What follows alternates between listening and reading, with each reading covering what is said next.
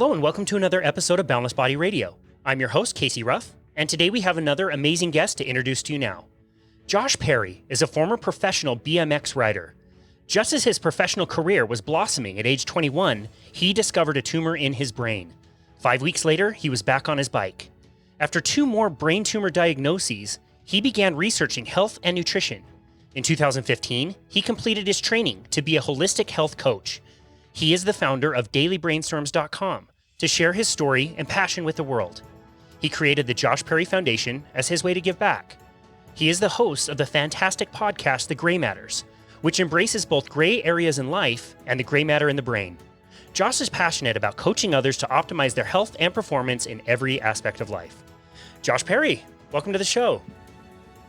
Thank you. I appreciate you taking the time to have a conversation with me and then also allowing me to speak what I have on my mind. Yeah, absolutely. We're so excited to listen to it. This has been a long time coming because you just completed a move and we had to kind of postpone this a little bit. Tell us how the move went. Yeah, so I guess it's been officially 2 weeks now since we moved out here to Florida on the East Coast, just south of Daytona Beach. And it went well. I mean, we packed up and got the moving truck, packed that up in a day. And then the next morning, finished. So we got the moving truck packed up, finished the next morning, and then headed out and got here at like 1 a.m. 2 weeks ago. So like Wednesday morning at 1 a.m. And then that whole day I was on a mission to at least get everything out of the truck and put it into the house, and we did that. So wow. We've been settled in for about a week now, and actually Jackie left Sunday to work a Taekwondo event, the Nationals in Vegas. She's an athletic trainer, so she is gone for the week. So I'm just at home with our cat and our dog. That's awesome. What prompted the move? Why did you leave North Carolina for Florida? A few reasons. So I think first and foremost was we want to be closer to family. And then 2, I realized that now that BMX doesn't play a major role in my life, if any role in my life anymore, in terms of actually riding my bike the way I used to, realized that I had more flexibility where I could live because it wasn't solely through the lens of what's best for my training and my career in BMX. So it just opened us up to the possibility of moving other places. And, we didn't have much of our immediate family nearby. I mean, none of my family was in the state of North Carolina, but Jackie has an aunt and uncle and cousin like an hour and a half away, and then another cousin like 45 minutes away in North Carolina, but her parents are down here in Florida, and she's obviously from here.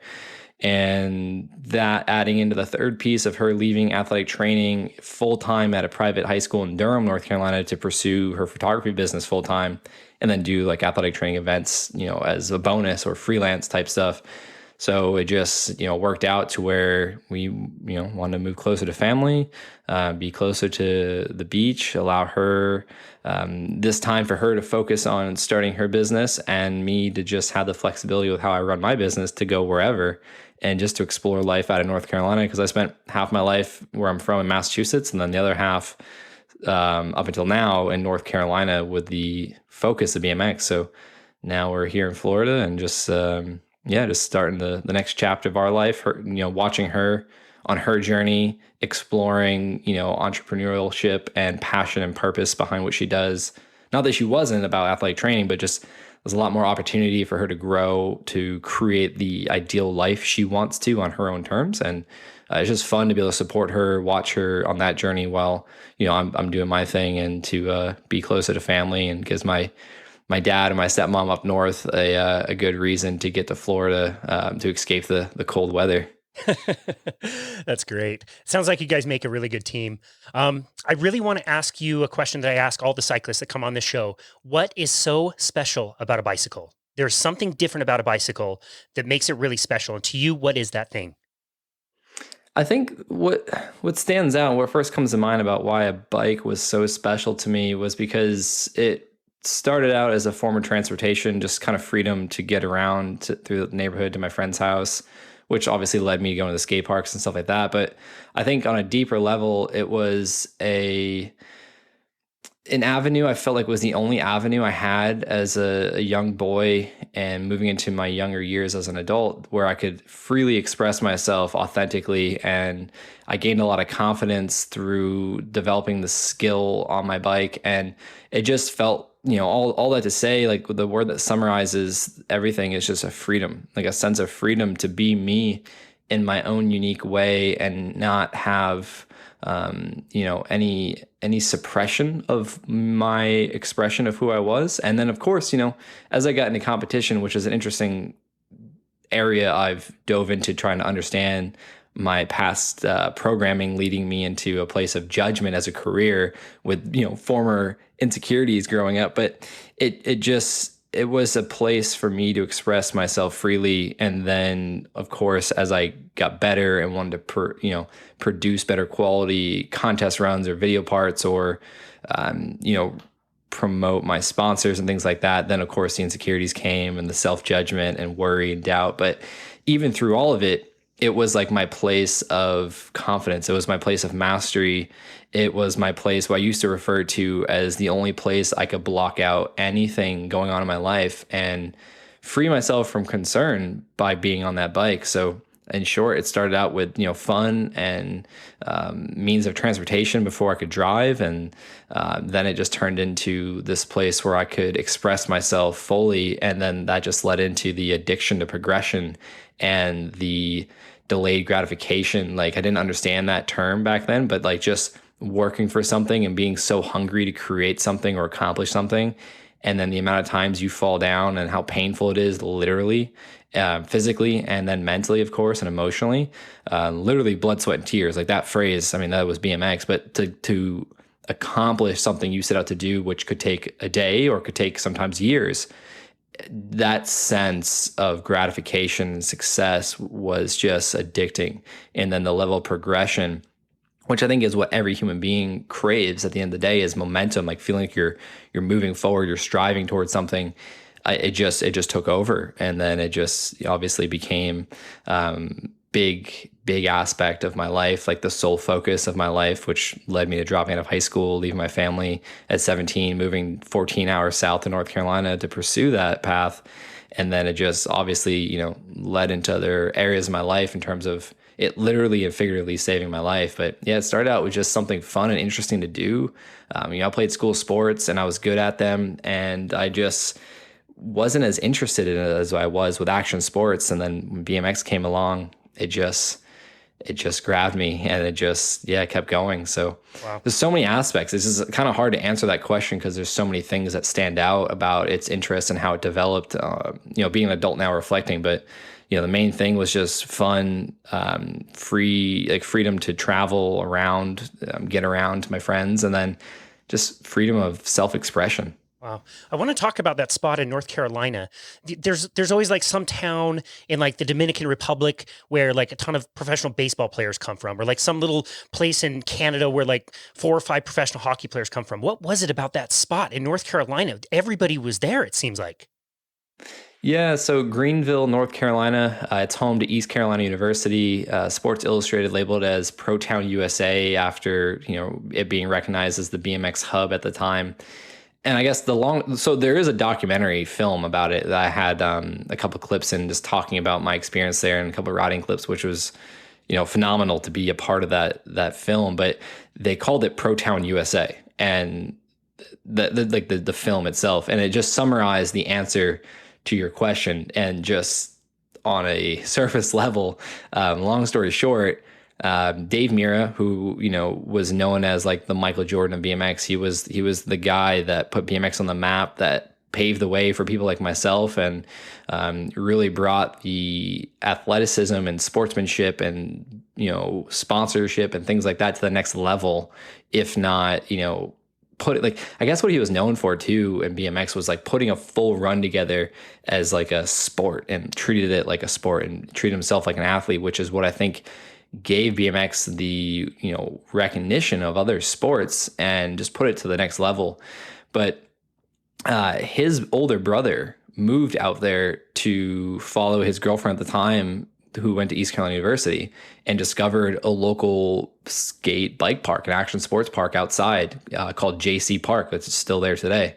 And at the time, that was kind of unheard of, to have such a good quality set of ramps public. And so he convinced Dave to move out. His older brother is Tim. So Tim convinced Dave to move out. And then Dave told his, friend, and, just it kept going. And more people were getting together because the ramps had they facilitated a good training spot, and then the environment of people, and then the daily sessions. And then over time, they kept upgrading the ramps. And then, lo and behold, Dave bought some land, built a warehouse, built his ramps, and then Ryan Nyquist did the same. And by the time I moved out there was 2 private indoor training facilities. There was the revamped public JC Park that Mike Laird, another professional BMX rider I looked up to, became friends with, who is also a welder by trade. And he redid the park with another BMX legend I looked up to, Jeremy Fanberg. So they revamped it. So you had this revamped, updated outdoor public facility for anyone in action sports to enjoy, that at any given time there was 1 or more pro BMX riders out there. Then you had 2 private training facilities. You had backyard ramps. You had dirt jumps out in the woods. You had East Carolina University for the street riders to, get their street session on with the rails, the ledges, the stairs, and just there was so many little spots throughout the town. But then also in terms of a human lifestyle aspect, the cost of living was super cheap. It was a small town. It was, a lot of young people there for the school. So people like myself that moved there when I was 17, I was paying $250 a month for rent. And then, the endless amounts of young girls to chase around, the low cost of living, everything just made the perfect equation for people like myself, no sponsors or anything, to come out there and try to give it a shot while working a part-time job and being able to make it happen. That's amazing. That is so cool. What a fun thing to think back on and reflect on. BMX is interesting because even within the sport of BMX, there's several different disciplines. Can you tell us a little bit about which version you kind of were drawn to the most and were the best at? Yeah, so that's, I think, one of the biggest pieces that holds BMX back from growing like any other sport is it's so hard to understand, because in BMX you have 2 aspects. You have BMX racing, which has been in the Olympics the last 3 or 4, I believe. And then you have BMX freestyle. So BMX racing is its own thing. Everyone understands that. It's a racetrack. It's where BMX was founded on, the dirt racetracks. And they are a full-on sport. They're all athletes, and they've been treating themselves like that for years. BMX freestyle, from my understanding, was formed from racing, but it was the people that didn't want to abide by the rules, that wanted to kind of do the tricks, not so much race. They wanted to go out in the streets and create ramps and do all sorts of different stuff, which founded freestyle. Now, within freestyle, you have dirt jumps. So you can actually go out in the woods, and they're referred to them as trails, but there's these perfect sculpted pieces of art, really. At some of them, they look just perfect angles, and it's crazy how much time and dedication to put in. But that's out in the woods. That has a completely different vibe. Those are the trail bosses, they call them, the dudes that are out there, and women, that are digging and sculpting these dirt jumps. They spend more time digging and making jumps than they do riding them. It's like a work of art. I've been involved with some building of dirt jumps like that, but to the level these people do it, it's just a lifestyle. So you have dirt jumps, like the trail scene. And then you have dirt jumps for contests. So it's jumps made to do tricks. And then you have what I competed in was the park. It's the ramps. And then you have street, which is what it sounds like. They're out in the streets. They're grinding down rails and ledges and doing all sorts of stuff like that. And then you have vert ramps, which is a 12 to 14 and a half foot half pipe. And most people know what that is. It's literally half of a full circle. It's a big monster ramp. And then you have flatland, which is BMX ballet. It's the most overlooked and, I think, difficult aspect of BMX. So cool. There's obviously not as much risk involved and fear, but the dedication and the skill and the balance and just how much I've learned some fundamentals of flatland for different park tricks, mostly filming tricks, not stuff I would do at a contest, but it's just so difficult. But anyways, there's that. And then you have the newer version of the big air, the big 50 to 75 foot gap, 24 foot quarter pipe that to get speed, they have a 3-story roll-in that they actually take elevators up to, and then to roll down that to go over a 50 or 70 foot of their choosing gap, and then a 24 foot quarter pipe that they're going 10 to 20 feet above. And so, there's There's the two aspects of BMX, racing and freestyle. And then in freestyle, you have what is that, like 8 different versions of BMX freestyle. Wow. And then within each one of them, you have the riders that are competitive, that compete in that version, whether it's dirt jumps, it's the street or the park or the vert or the flatland or the mega ramp. And then you have the ones that, do it for their sponsors. They're more into the filming, the projects, the art form of it, not so much the competition. They're more like self-competitive, which every BMX athlete is, but it's just a whole different world. And then there's so much to understand. And even as like me explaining this, who's been a professional athlete in the sport for a decade or so, and then been involved since, 16, 17 years, there's so much to it. And for the outside looking in, it's like, it's a judge sport on top of it. So the competitions are super subjective. It's like the best thing I could compare it to is like maybe the floor routine in gymnastics. There's 60 seconds, sometimes 30 or 45, depending on the event, but typically 60 seconds. You have 2 or 3 opportunities to put together a run, and it's judged based upon a panel of judges, and they all have their own style. They have their own thing they're looking for.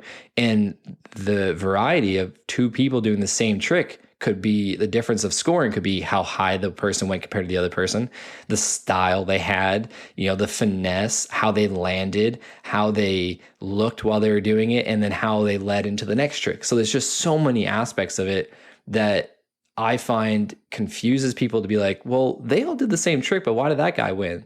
Or why did that girl win? Or that person fell, but they still scored higher than the other person that didn't fall, but they don't understand the difficulty of tricks. And so that all to say, there's so many layers of BMX, which is one of many action sports, that I think it makes it difficult for people to understand. And then now with the Olympics happening in less than 30 days now, with BMX freestyle for the first time being in there, I think it's going to bring a lot more awareness to BMX freestyle park, which is the ramps.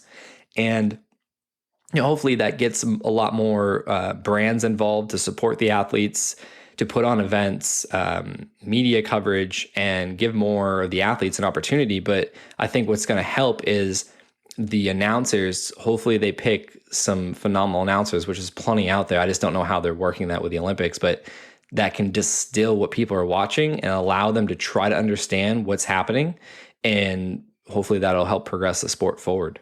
But I competed, back to your original question, I competed in park mainly. That was my focus, was park riding. So that's what I got into X Games and Do Tour and traveled around the world. Even my last season competing in 2016 was on the ramp. So I loved going fast, loved going upside down, spinning, tail whipping, transferring ramp to ramp, linking tricks and lines together to create a routine, and the training aspect that went behind it. But I also rode the trails out in the woods. I rode the dirt jumps. I competed a couple of times in dirt events. I filmed video parts, which was obviously mandatory for sponsors and just different interviews and things like that. But I tried riding vert as well. I did a little bit of cross training with that for certain quarter pipe tricks.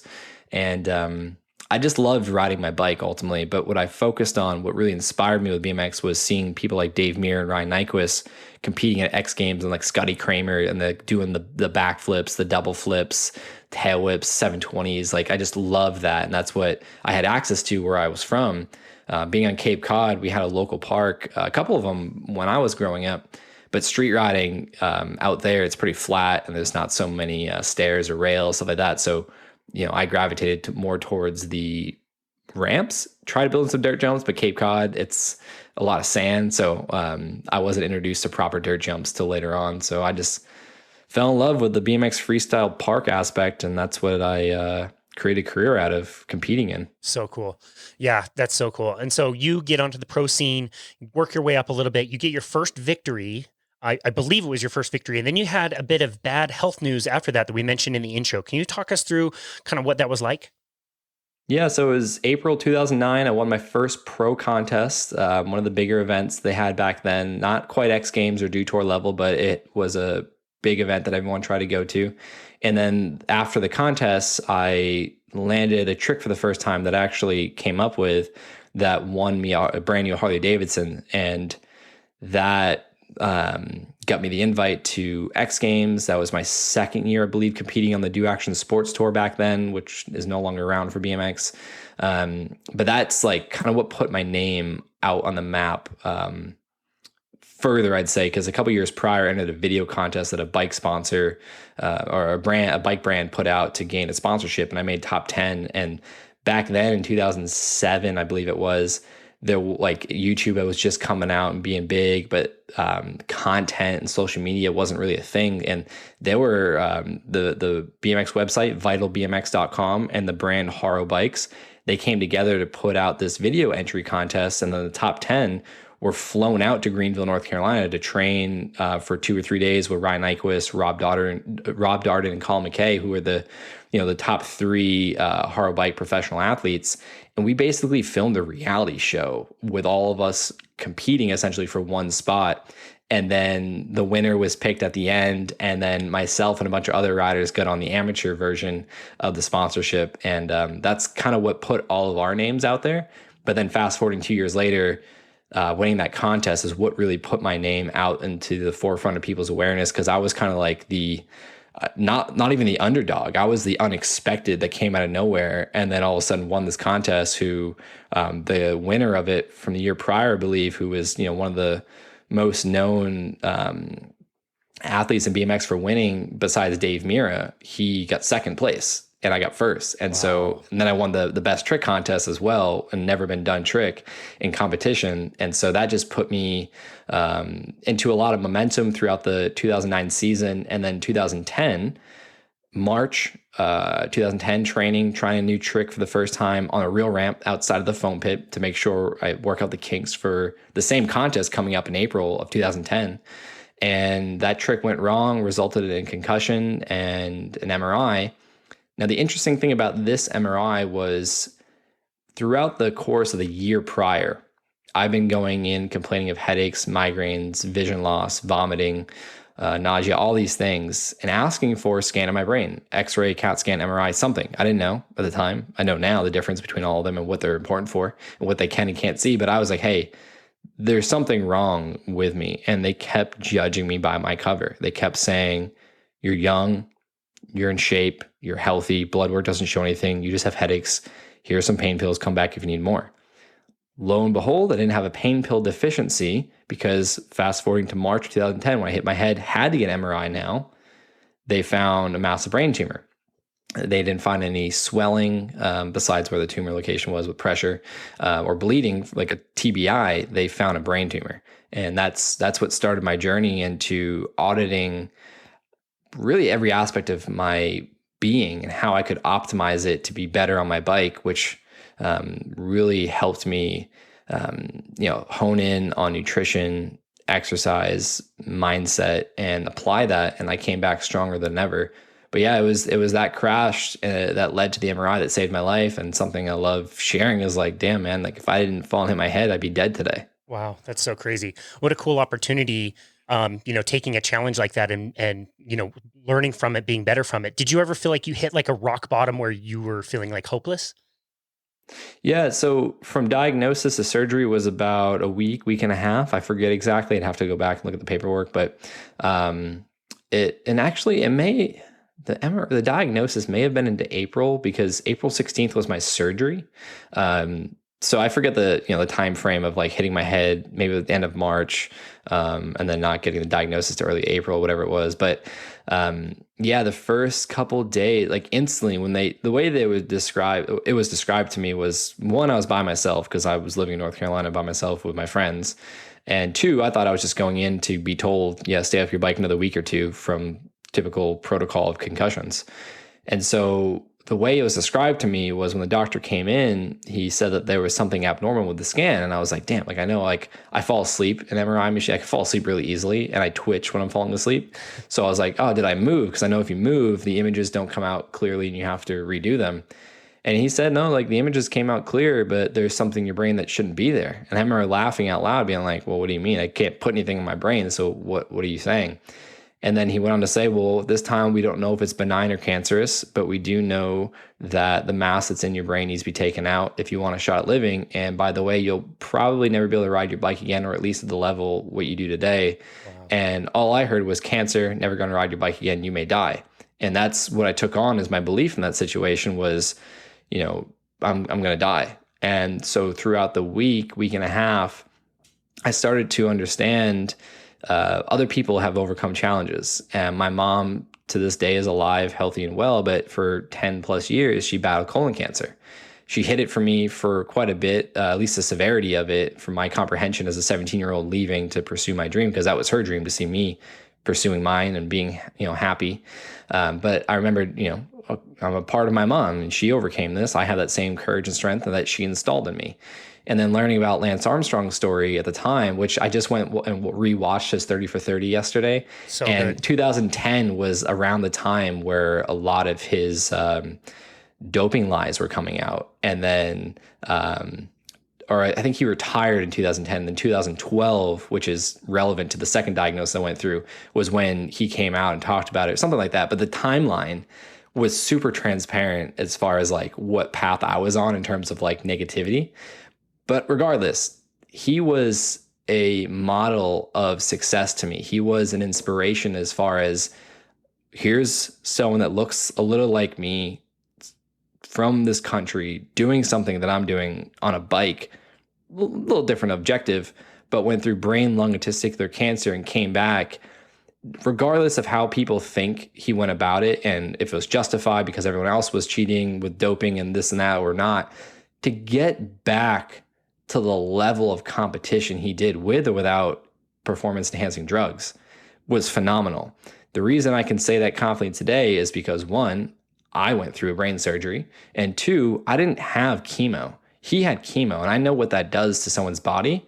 And the fact that he overcame all that and then came back to the level which he did and happened to win multiple times, which, that's up for debate depending on the context of the person. None of that mattered to me. What mattered to me was here's someone doing something similar that I'm doing that is facing a circumstance faced a circumstance that I'm facing now. In my mind, it was 3 times as worse.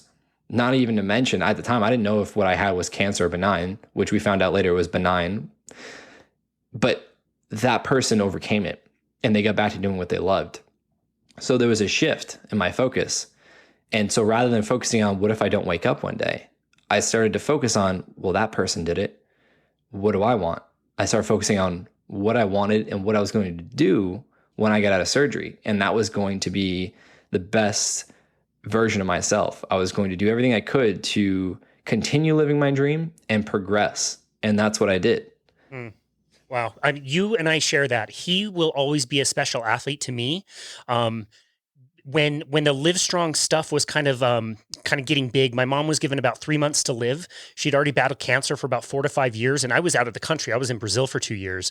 And, I was a cyclist, so she started watching the tour and becoming a little bit more interested. And I still have the handwritten note that she sent me in Brazil with my very first Live Strong band that talked about how inspiring it was to her that he was doing this. And she died in 2006, way before any of the doping information came out. And so for me, I agree with you 100%. He will always be somebody very special in my life, and I have Live Strong tattooed on my arm, and I think he did such an amazing job inspiring people like yourself, like my mom, like how many hundreds and thousands and millions of people out there that they can overcome these crazy challenges. So I love that, and I agree with you 100%. So you ended up going back to competition, is that correct? Yeah, I was after surgery, I was riding 5 weeks later. And and also I want to say, I'm sorry about your mom, and that's something that the woman that was in the 30 for 30, who was someone who was also inspired by Lance's story, was alive, and because of Lance's work and Livestrong's work, her battling cancer and chemo, she was able to preserve her eggs before she went through chemo treatment, and now she has 4 kids. So Wow.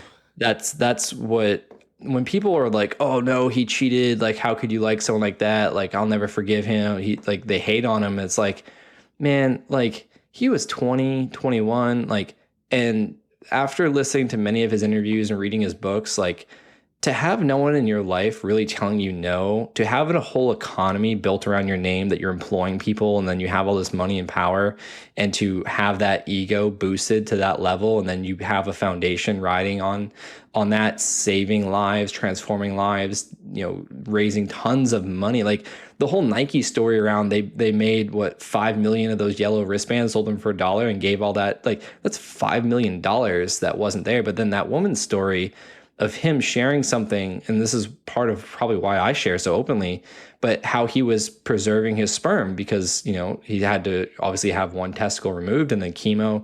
One of the side effects that back then, what she was sharing was, it's not talked about. It wasn't talked about back then that the risk could be for infertility. So by reading his article and her doctors not saying anything about it, she took the initiative to preserve her eggs and has 4 children today. So that's when people try to share, or they don't try, they express negativity towards him. I'm like, I get it. I could try to understand where you're coming from. But at the same time, what your mom found in him, what I found in him, what many others found in what he represented and what he did is not to be dismissed by his choices that he learned from, and he lost everything. And that's what they talk about in the 30 for 30. And then what his kids had to go through, which he created that. Like, it's enough of what he went through and then what came from all the hate and then what his children had to go through, that when people say things like that, I'm always intrigued by their perspective. And then I usually ask, well, how much do you know about the situation? And typically it's, oh, he lied for years, he actually cheated, and then that's it, he's a bad person. It's like, man, there's so much more. So I just want to take some time to appreciate the fact that your mom and I shared that we found some type of inspiration and hope to continue focusing on the fact that we may be okay. We will have a better quality of life just because of that belief in that moment, and that so many other lives have been transformed. But ultimately, that's what inspired me to do the work I do today. It just took 2 more diagnoses to wake up to that purpose that I was being led towards, and which ultimately stopped me riding my bike. So, I forget what you were just asking about, but I wanted to acknowledge, that part about your mom and just the whole correlation with Lance and people finding inspiration or finding hate with what happened with him and his reality ultimately. Yeah. I mean, talk about gray matters. That it's about as gray as it gets. Like it's a hero story. It's a villain story. It's everything all wrapped up, and everybody will get something different out of it. So I really appreciate you saying that. And I agree with you 100%. He'll always be a hero to me for sure. Switching over to another gray matter, you started to learn about the relationship between brain health and diet, which I don't think a lot of people really connect those two things. So how did that start to come about, and why is nutrition so important for brain health? Yeah, I mean, I think that people don't realize that what they do to their bodies, what they consume, and how they live their life affects their brain because they can't see their brain. Like we break an arm, we can see that it hurts and we get it fixed. The brain perceives pain and actually doesn't have pain itself. It's like a weird thing to try to explain, but we don't see it. So therefore, we don't ever really consciously think that what we're doing could be affecting it one way or another. We just typically think when it comes to our brain that, don't hit your brain or don't do drugs because it's going to kill brain cells or this or that, or, study and read to be smarter. But we don't think about the health, resiliency, and strength and performance of our brain. For me, that was going through the obvious TBIs, concussions, brain surgery, gamma knife radiation in 2012 for a reoccurrence. But ultimately what it was a friend sharing a documentary that just made so much sense and to the science of how simple it is of like your body rejuvenates every one of its cells over time. Some are daily, some take 10 years to fully rejuvenate. But what you feed yourself is what's building the materials for your being. It's like building a house. If you want to build a strong house, you're going to use treated plywood. You're not going to use particle board. You're going to use treated plywood and you're going to put sealant over it and shingles on top of it. You're not going to put just particle board out there or cardboard and expect it to last. That analogy applies to the human body on a more complex level, but I find because people don't see their brains, they don't think about it that way. They don't even think about their bodies that way because that's not what mainstream, marketing and media and even education tells us. So for me, it was really going through those wake up calls and those adversities to open my mind to it. And then it was really open with that documentary. And then after the second diagnosis, which we treat with gamma knife, which is a form of radio wave therapy, this book called Grain Brain by Dr. David Perlmutter was given to me as a gift at the end of 2013. And the simple point he made in that book, being a neurologist who's a son of a neurologist who actually his son is a neurologist now, he made the point of blood sugar and how it correlates and directly affects different aspects of our brain health, resiliency, function, performance, longevity, all those things, and how we can track different biomarkers from what we eat. And that was the first time I ever heard about the word ketones, the word ketogenic, word keto, the ketogenic diet. And he talked about that in the aspect of brain health and performance. But he also talked about things like fat and cholesterol and salt that are super misunderstood. And it's all context. There's all these studies that show fat makes you sick or this or that. And it's usually, or all of those studies for the most part, that are using whatever type of fat source, whether it's quality or unquality, are all linked with high amounts of carbohydrates. And we know when we have elevated levels of carbohydrates consumed, our blood glucose levels rise, therefore insulin rises, therefore we have more free radicals, or also known as reactive oxygen species, which all creates more inflammation. Now, over time, when that becomes a chronic way or like a lifestyle way of eating and living and your body producing these things, that's where disease starts to take over. And it's like a slow onset. And in my case, it happened quick because I guess I was genetically predisposed to brain tumors and growth, really. So when we think about nutrition, it's obvious, it's often overlooked as more than just fuel. It's more than fuel. It's information. Every piece of food you eat has a different information piece attached to it that signals your body on a cellular level and a genetic level to do certain things.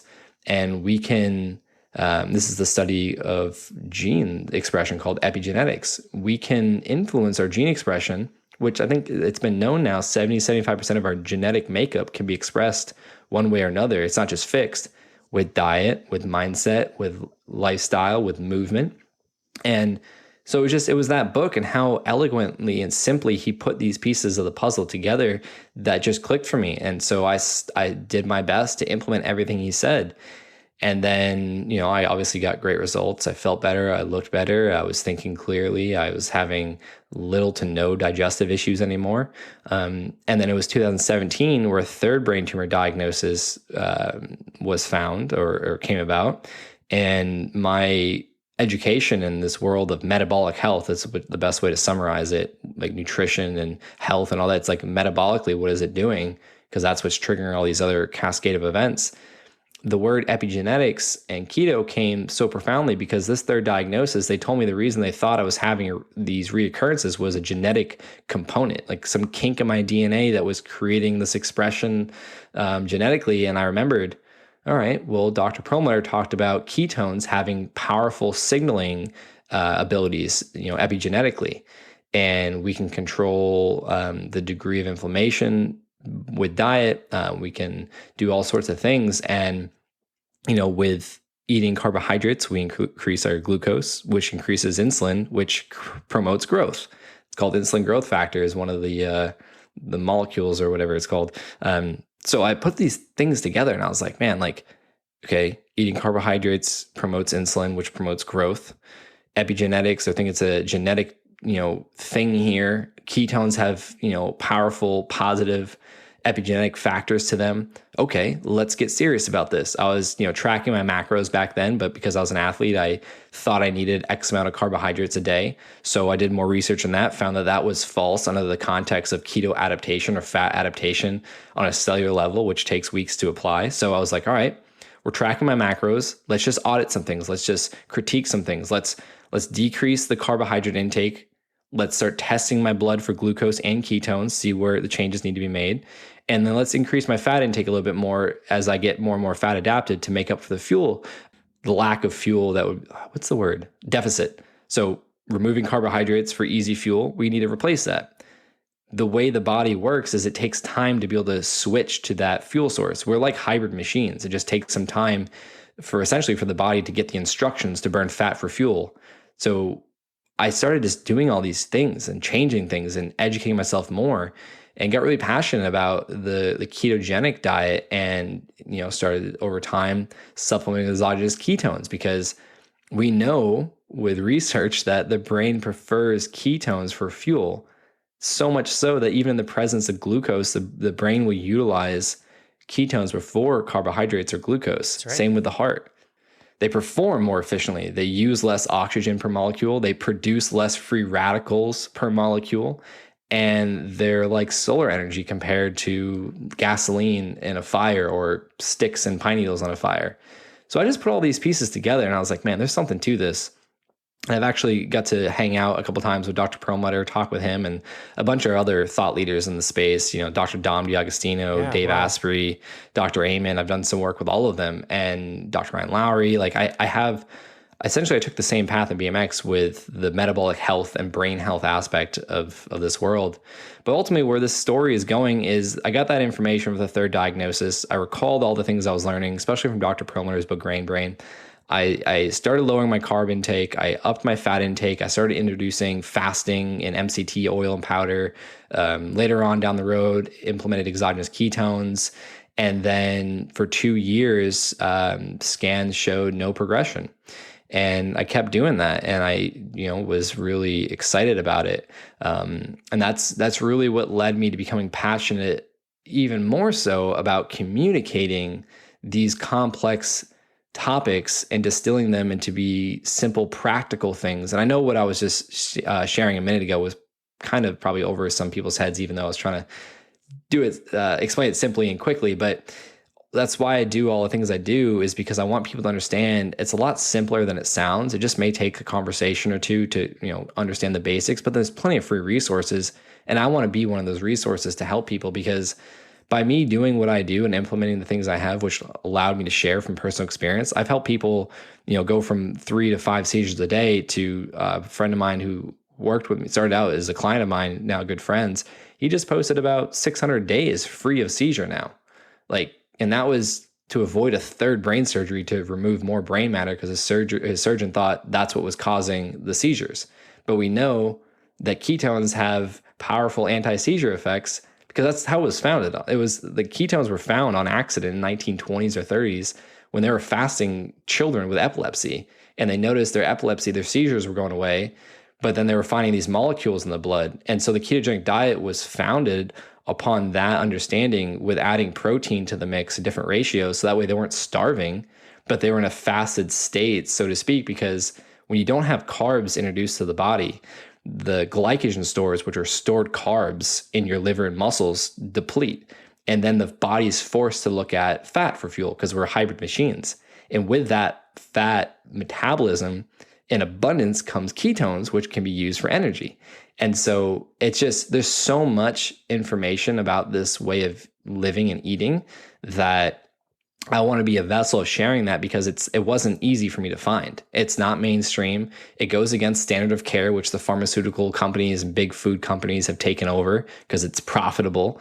And obviously the world we live in is run by politics and money. It's a whole nother topic about my perspective on the focus should be human beings' health and wellness, not making money for a corporation organization. But ultimately that's a long-winded way of saying that Dr. Perlmutter, multiple brain tumor diagnosis, and the ketogenic diet really helped me. And then it helped me with my voice and confidence sharing with other people. And by doing so, I've been able to help other people that never thought, nutrition could help their psoriasis or their knee pain or their seizures or their mental health struggles. And it all comes back to what we're fueling ourselves nutritionally and mindset wise. I love that. That was so well explained. And I think there's something really unique and special about the person that not only goes through this kind of learning and gains that for themselves, but then gets so amped up about it that they want to share it with everybody in their lives. That's really wonderful. One way that you do that for free, like you mentioned, is your podcast. So when did you decide to start the podcast? And what's that been like getting going? Yeah, so the Gray Matters podcast was started by Jackie and I, was it end of 2017, early 2018, as a project we wanted to do together. We wanted to talk about the gray areas of life. We, especially since then, have become such a polarized society in any nation. And, social media definitely doesn't make that any easier to navigate. But so many arguments come down to this absolute one way or another. And that's not always the case. It's actually most of the time, it's context, it's substance that's in the middle, the gray area. But then also Jackie and I are very passionate about mental health, brain health, of course, and being former athletes. Jackie was a Team USA Taekwondo athlete for like 14 years, and that's what led her into athletic training, and that's what led us together back in 2015 when I was going through ACL surgery. But we just are very passionate about these topics and helping people become the best versions of themselves, whether they're an athlete, a parent, an entrepreneur, an executive, an artist, whoever. It starts with your brain. It starts with your belief structure. It starts with the food you're fueling yourself with, and how you live your life and all these things. And so we felt like we wanted to share. And so we started the podcast together, just sharing our story individually, our story together, which has evolved obviously in the last 4 years since we started the podcast, and wanted to get perspective from other people, other friends. We have friends of all races, religions, parts of the world, gender, sex, like athletes, or different career paths. Like, we have so many friends with so many different perspectives, and we wanted to just allow them to talk about these things with us in a safe environment, free of needing to explain yourself, just to share your truth. And then, the last 2 years, Jackie's been on her own path, figuring out what she wants to do with her life and career, which is what led us down here, and her going full-time with photography to pursue her real passion and then be able to do her other passion, athletic training, more freelance. But the last 2 years, while she was on that journey, I just felt more and more compelled to speak about the things we've been talking about with diet, with mindset, with emotions, with identity, with careers and athleticism and all these things. And so I kind of took over for the last 2 years. I just been doing solo episodes. I've been interviewing other people. I've been doing collaborate podcast episodes with other friends of mine that have podcasts. And Jackie's been on a few here and there since I've been kind of taking over. And I have ideas for her to come back, and I'm just letting her do her own thing. So for right now, it's been a tool for me to share my voice, to answer questions that I get constantly from people, to interview people of all walks of life, just to talk about, my favorite things to talk about is like vision, purpose, identity, fear, overcoming adversity, and asking people how all those things apply to their life. And just being a resource for people to gain inspiration from, because the only thing preventing someone from where they are now and getting to where they want to go is a belief structure, and then following up with skills. And so if I can help share some information, some adversity I've gone through, which is why I'm so open, if I can help share something that changes someone's perspective, I know that's the first domino to change. It's changing how you look at your life, how you look at yourself and the outside world. Once that domino falls, it just keeps progressing, because you can't look behind the curtain, see something, and then unsee it. And so when I can share a story of mine or a story of a friend or a stranger's, and then provide practical education and steps that people can learn and apply, then I'm doing my job. I'm fulfilled with my mission, which is what I got really clear on in 2017 after the third brain tumor diagnosis, that my purpose in life is not to ride a bike. People don't care if I ride a bike or not. That's not what really sparks their interest in me. What really sparks their interest in me, what I've found, is that I have the willingness to be courageous, not deny fear, but to acknowledge fear and do something I want to do anyways, because the purpose and the intention I have behind it, and then to be sharing that with other people. So what I represent is more than just a bike athlete. What I represent is overcoming fear, overcoming adversity, optimizing oneself to create the most ideal life or version of your life you have in mind, and creating change. And so that's what the podcast represents. It's just all these elements that Jackie and I are passionate about, and wanting to share it with other people to be a resource. Because what Jackie and I learned with our past is there's been times where we felt, rock bottom, maybe we felt alone, we felt isolated, we felt weird, we felt broken, we felt embarrassed or guilty or shameful for whatever it was we were experiencing, feeling, or thinking. And we want to let people know that that's not the case. You're not alone. And it's just a matter of you finding the right, what I call virtual mentors. And there's been so many of them for me, some of which I become friends with, like Dr. Perlmutter, Kerwin Ray, and some that maybe I'll meet one day, maybe not, like Jim Carrey, Joe Rogan, Dr. Joe Dispenza. Like, all these people have played significant roles in my life, whether they know it or not. Lance is one of them. I have an email I wrote to him 11 years ago that I'm waiting to the day where I can share it with him.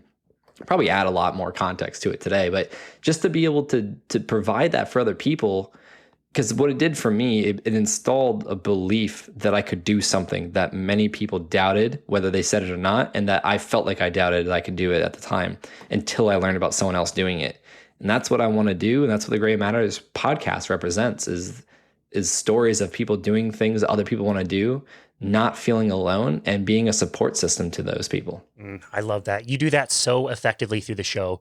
I really love it. I highly encourage the listener to go over and subscribe, leave them a rating and review, and just know that any episode you open up, you are going to find some inspiration and positivity, no matter what the topic is, no matter who the guest is. It's really, really good. And it's one that I really love.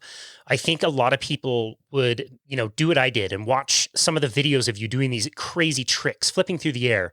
And if you're not careful, you could think, wow, this guy is fearless. And you've mentioned fear, and I know that's a huge theme in your life. I just want you to go a little bit deeper into what fear means to you and why it's so important and what it can teach us. Yeah, and I think, my take on fear is it's just an emotional response from a thought. That's all it is. I mean, we're born with two fears: fear of falling and fear of loud noises. Everything else is learned. It's passed down, it's modeled, it's absorbed. And when it comes to fear, it can always be traced back to a thought. What are you thinking that's making this fear happen? Usually it's fear of failure, it's fear of judgment, and even fear of success. Because with all of those comes, one, acknowledging an insecurity, or change. That's where fear of success comes from. How is my life going to change? How are other people going to perceive me? What responsibilities? And it's like all these things that we want, and then we're like, fearful about it because what's going to change in our lives. And so for me, fear is just a thought. And that's the first tattoo I ever got, 2016, 17, across my forearms. On one arm it says fear is just a thought. On the other arm it says thoughts can be changed. And it sounds simple, and it is. It's just not easy, because it's what we're doing with fear, tracing back to thoughts, is we're uncovering the unconscious program that's putting us into these loops in life. And when we can change that loop, then we can change our reality. The tricky thing about personality, which fear is a negative emotion that's installed into our personality and it dictates how we behave, is it's an unconscious program. It's been learned over time. The way habits are formed is through conscious repetition. The way learning is informed into our unconscious is through conscious repetition. So with fear, take the example an example of fear for me growing up. Fear of money was always a thing. And I watched my parents work paycheck to paycheck. Somehow I got a bike. Somehow we always had food on the table and rent paid for, and never went hungry or cold, or always had clothes and a ride to the school or whatever it was. But I watched the program of fear in terms of finances run for 17 years of my life until I was out on my own. And it wasn't until I was into my mid to late 20s where I started to uncover that this isn't mine. This was inherited. This was modeled. This was observed. And I just had to keep tracing it back to my thoughts. What am I thinking right now? What is driving this fear? And there's a great quick example of an exercise people can do. It's called TEAR, T-E-A-R. You start with your thoughts. When you have a negative emotional response, whatever it is, fear, we're talking about fear. What are you thinking that's creating this fear? Okay, what are the actions that you're participating in now because of this fear? Okay, now what is the reality or the response you're getting from this thought, emotion, and action or behavior? And so if you look at it as thoughts trigger emotions, which influence behavior, which creates our reality, once you uncover that, then it's like, cool, now I know why I'm doing this. Now I know why I'm experiencing this aspect of my life. Now let's flip it. What do you want? What do you want to think? Can you think of something else that gives you a positive emotional response? You can use the example of being excited for a trip, or being a kid excited for Christmas, or being excited to surprise someone, or being excited to see someone you haven't seen in a while, or being excited to do something you love to do. What emotions come up with that? Now, what behavior do you think you'll participate in because of that emotional state? Now, what results or what reality is that going to give you?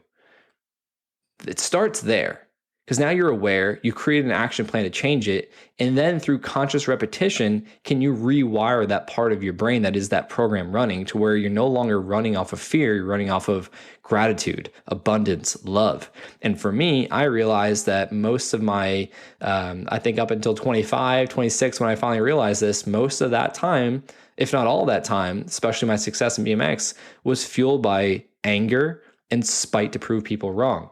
And then I learned through the brain tumor diagnoses that, oh, okay, this can only serve me so much. And it's causing a lot of problems in my life now. It's causing me to eat poorly. It's causing me to use alcohol to suppress the pain and the insecurities I have. I'm hiding behind my success in BMX, all these things.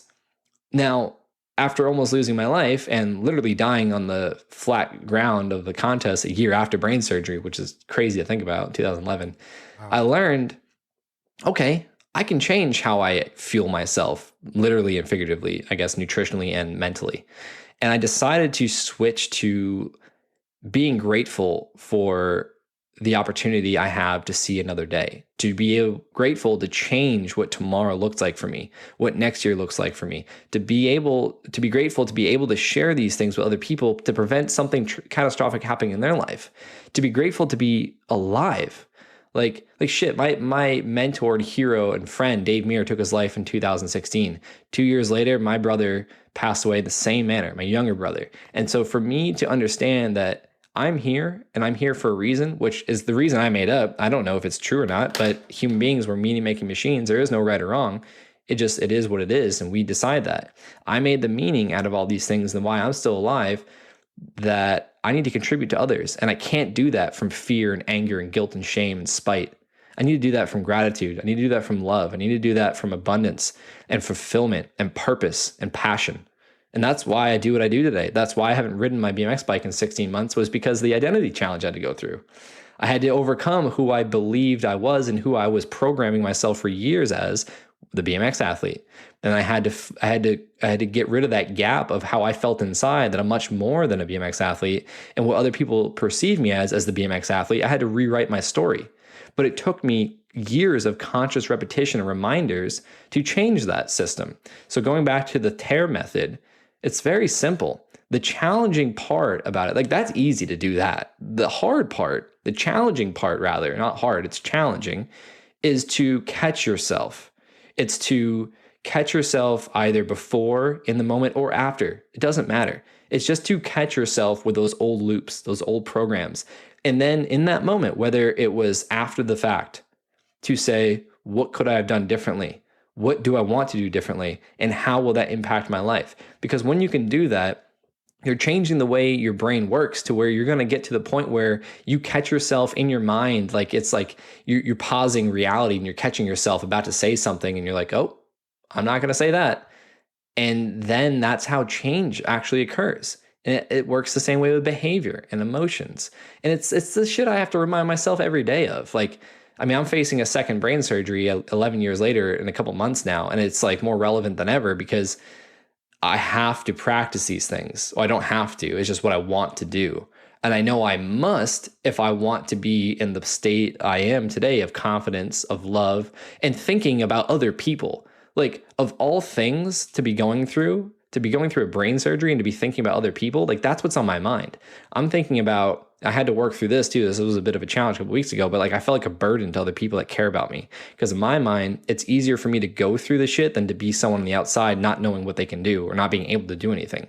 But I continue to focus on other people and I want to help other people. So I'm trying to figure out, and I'm actually producing ways to leverage my circumstances to help other people, because I believe that we can be defined by the vision we hold in our mind, which is what created all the success in my life and allowed me to be alive today.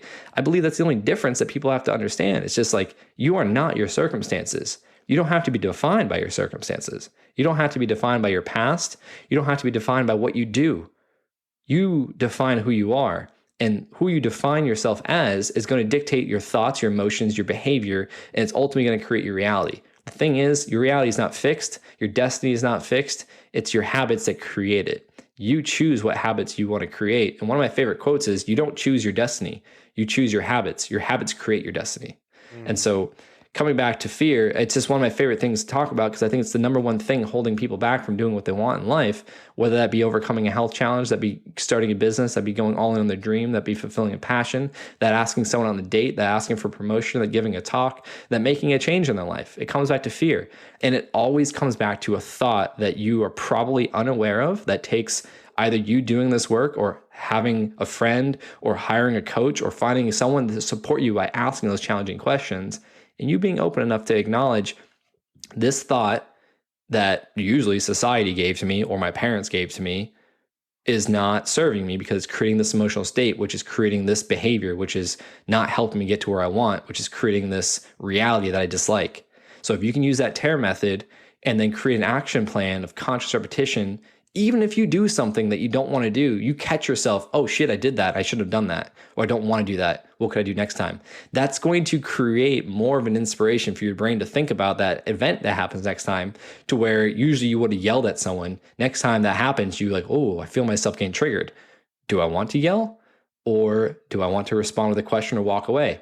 And there'll be times where Jackie and I got into an argument a couple months ago, and I was so aware of my ego at work, getting into the triggering of emotions. And I was like, don't do this. This isn't what you want. You just want to, but I felt my ego taking over and still participating in the argument, even though I knew I was wrong. And then got to the point where I was like, okay, I need to let this go. I need to apologize, acknowledge I'm wrong. And it became funny at that moment, because I felt like my true self being suppressed by my ego, which was, the ego is always acting out of fear, which is fine. It's trying to protect our lives. The difference is we're not living in caveman times. Most of the fear is projected and made up, and it's not real. Wow. Man, this is exactly why we wanted to invite you on the show. We could connect with you so well, and seeing your content and everything you're putting out there, we just knew you would be an awesome guest. You have been amazing. I love your message. I love your stories. Tell the listener where they can go to find you and your work. Yeah, so literally every platform on social media is just Josh Perry BMX, whether that's LinkedIn, Instagram, YouTube, Twitter, Facebook. Is there any other ones? At least that I'm on. I think I made a TikTok account and put like 2 posts on like a while ago when it first came out, and I was like, I can't add another one right now. There's too many of them, man. Too many platforms to just like struggle through. Yeah, and I'm just not about it. So, but then my website is just joshperrybmx.com. But as you and I noted earlier, you have to type in www.joshperrybmx.com, because a 5-year-old website of mine is still up somehow if you don't type in the www part. So yeah, that's just Josh Perry BMX. And there's a funny story about it. joshperry.com, the person who's sitting on that domain wants $5,000 for that website. And wow. The Josh Perry account on Instagram has been inactive for 8 years, and I've been trying to get a hold of them or Instagram to get it. But I decided to choose to embrace the BMX past that has led me to where I am today and what I'm known for. And then, try to change people's perceptions 1 year at a time and with one action at a time. And yeah, so for now, everything's just Josh Perry BMX. That's great. It sounds like you need to call the internet and ask them what's going on. Yeah. Good luck. I just need to hire someone that knows what they're doing and just help me delete that, because I thought I got rid of every trace of it, but it's still there. That's so funny. Josh Perry, thank you again so much for all of your work and for your message. It is super inspiring and empowering, and we are so grateful for you and for everything you've done and for taking the time to come to our show today. Awesome, Casey. Well, I appreciate you having me on. I appreciate your time. I appreciate you reaching out and everything that you're doing to help other people as well. So it's been a pleasure, and I'm super grateful for our time. Yeah, total honor. And this has been another episode of Boundless Body Radio.